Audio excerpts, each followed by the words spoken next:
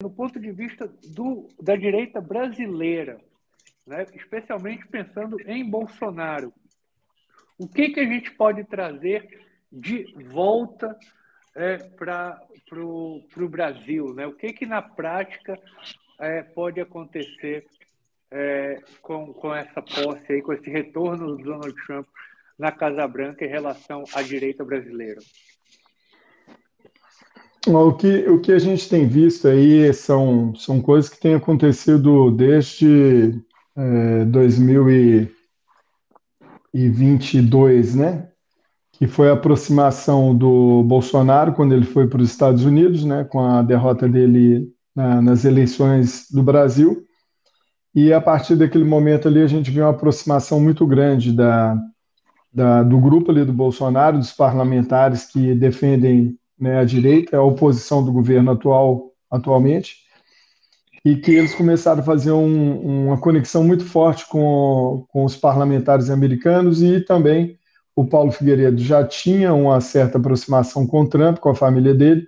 O Eduardo Bolsonaro também tinha já um contato com a família do Trump, e esse contato, esse laço entre eles só foi ficando mais forte, né?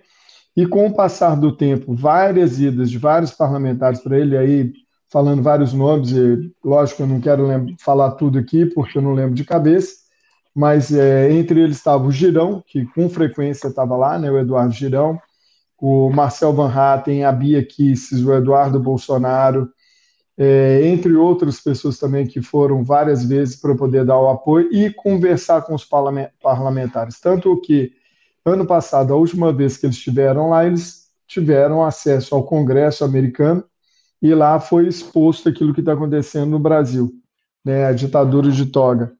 E isso demonstra que o relacionamento dos parlamentares brasileiros com os parlamentares americanos, ele criou um vínculo maior e conseguiu mostrar o que está acontecendo no Brasil e o perigo, o problema que os Estados Unidos pode ficar se ele não apoiar os países da América Latina. Então, hoje a gente já tem um problema muito grande com Cuba, isso aí os Estados Unidos já está sabendo, né, porque é um caso antigo, tem Venezuela também, e aí você sabe que Venezuela, Cuba e etc., elas têm uma relação muito forte, muito estreita com a China e com a Rússia, que para a base militares que tem sido montada, inclusive a China, não sei se foi adiante com a base militar na Argentina, durante o governo do González. Então a gente sabe que existe um problema muito grande para os Estados Unidos em termos de segurança, né? E segurança não só militar, mas segurança também alimentar. E baseado nas conversas que eu acredito que eles devam ter tido, né, porque isso não é divulgado a público, mas que esses tipos de conversa foram levantadas e que tem uma preocupação muito grande com relação a essas duas coisas, no sentido militar e no sentido também da alimentação, da produção alimentar, que o Brasil tem uma participação muito grande. E com base nisso, foi notado a importância do Brasil em termos de continente, né? Ele é um país muito grande, em termos de produção de alimento é um país muito importante, um dos maiores produtores de alimento do mundo, e também em relação à uma posição geopolítica estratégica, né? Um país sempre considerado pacífico, com relações pacíficas entre outros países, e que agora, na mão da esquerda, tem se tornado uma ameaça para todos os países que são pacíficos no Ocidente, inclusive o próprio Estados Unidos, embora muita gente ache que, pelos Estados Unidos usar a sua força bélica para conter alguns problemas, quando está na mão errada, se torna um problema, que é o caso quando estava na administração dos democratas. E agora, com o Trump como sendo o presidente dos 12 republicanos, eu acredito que o problema vai ser sanado, esse problema de guerra. Então, eu vejo que o Brasil, com esse relacionamento com os Estados Unidos, só fortalece a nossa resistência com relação ao avanço desse governo, o desgoverno que está hoje lá no Brasil, porque a gente vê que o é muito grande. Para aquelas pessoas que não conhecem ainda no canal do Oscar, eu estou em Portugal, tá? Então, eu estou no Brasil, o Oscar na Itália e o Arthur também está aqui em Portugal. Mas, nesse sentido, a gente faz o seguinte, é uma previsão de que as notícias que vão vir hoje ainda, né, com esses anúncios, com essas leis, ordens executivas que o Trump vai colocar em vigor, isso já vai dar uma amenizada na canhotada. E aqui para Portugal, eu acredito que o André Ventura vai voltar com o mesmo discurso, porque eles vão se encontrar, né, o André com o Trump.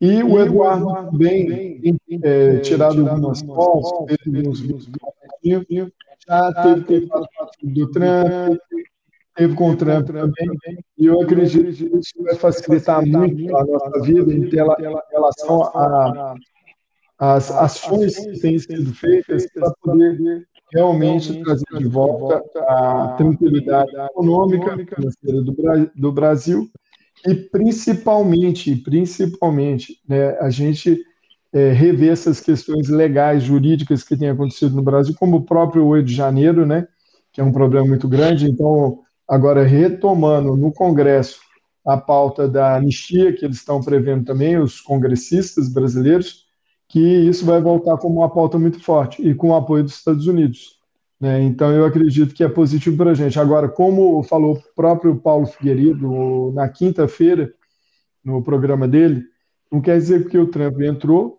que a coisa vai mudar. Ou seja, a dificuldade continua existindo, eles estão infiltrados em todas as instituições, eles, quando eu digo essa esquerda que tem um pensamento psicopático de querer dominar o mundo, né? Então, duas coisas assim muito importantes, significativas, vamos colocar assim, né?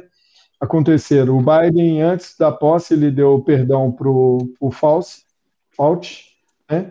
Que é um cara que ficou envolvido muito até o pescoço naquelas questões da fraudemia. E, ao mesmo tempo, a gente tem uma carta que foi enviada por um senador, se não me engano, para o Brasil, para o Alexandre de Moraes, dizendo que ele deveria devolver o passaporte para o Bolsonaro porque não tinha sido comprovado nenhum crime e o trâmite do processo dele tem andado por muito tempo e conforme a Constituição brasileira, ele deveria estar com o passaporte dele. Então, assim, já começaram as pressões internacionais em relação ao que está acontecendo no Brasil e vão acontecer muitas pressões com a Venezuela, né? Então, eu acredito que vai ser um ano muito difícil, não vai ser um ano fácil, mas se a gente tiver muita fé e força e trabalho, a gente vai começar a virar o jogo e ocupar o espaço das pessoas de bem. Porque, segundo o Edmund Burke, né, o mal triunfa porque os bons não fazem nada.